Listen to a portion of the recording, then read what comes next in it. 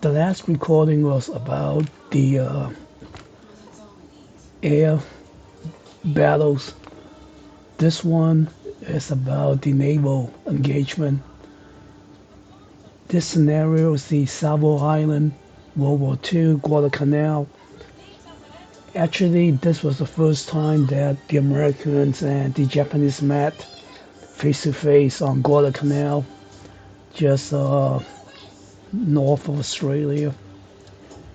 And the scenario based on the resupply of the island, Guadalcanal. Japanese had it, and the Americans landed. Both the Japanese and the Americans tried to resupply the island, and there's a lot of naval engagements around the island. I think this is Savo Island, this is Guadalcanal, right around here. I think that's why they call it the Cape of the island's bottom or something, because so many ships were sank. The naval battles are a little bit different from the air battles. So this scenario, I think the blue guys are the Americans, gray ones are the Australians, the white guys are the Japanese. So this is the transport ship, and these are the escorts. CA are cruisers, CLs light cruisers, destroyers are double Ds, and then likewise the same the Japanese. They redesigned the counter information in the reprint of this game. Red is exclamation points, not relevant. 4 is the hit points before they are sank.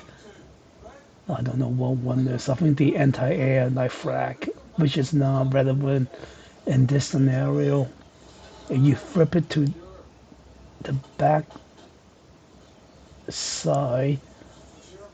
See, that's why the naval rules are different from the air battles. So one is long range and medium range, and then the short range engagement values. When you consult the combat result tables, I think these are for torpedoes, not relevant in, maybe it is.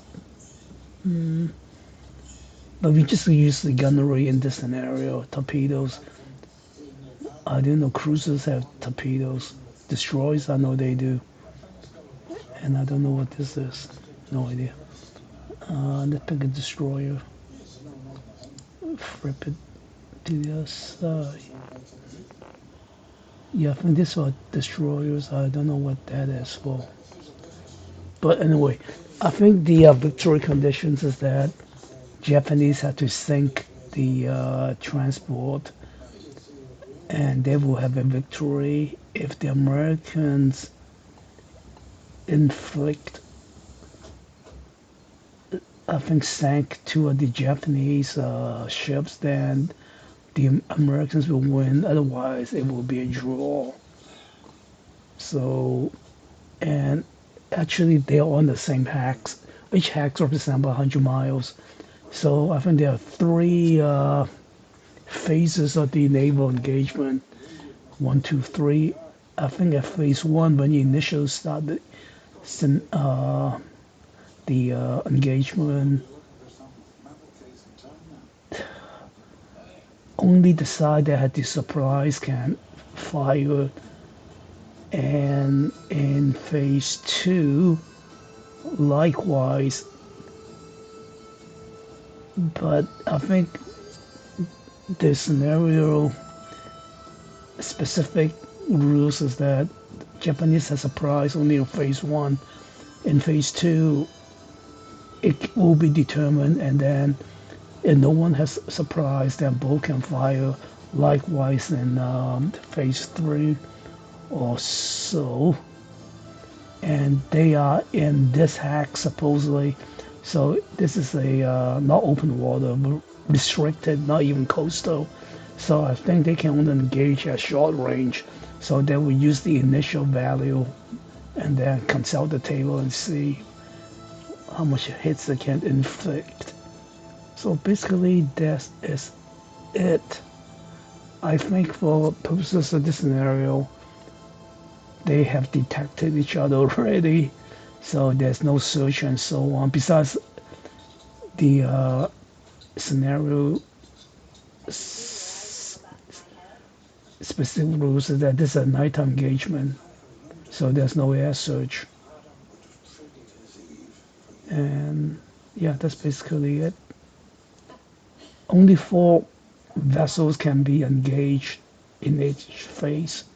So I think the Japanese will target, of course, the transport first. And the Americans, the heavy cruisers, probably will target the weaker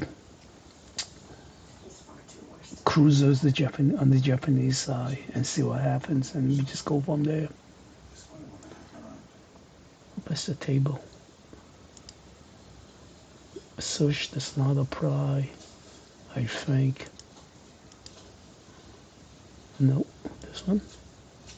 Yeah, so it will be naval gunnery combat.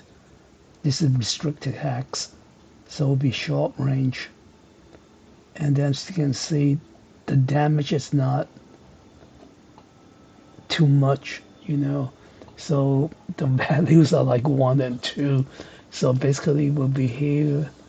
So you just follow the green line. Yeah, so the maximum just only 1 hit. So yeah, that's about it. So to sink this transport, that they have 6 hits, successful hits, and on the Japanese side also they're all 6s. These are 5s. So all right, and we will do the game some other time.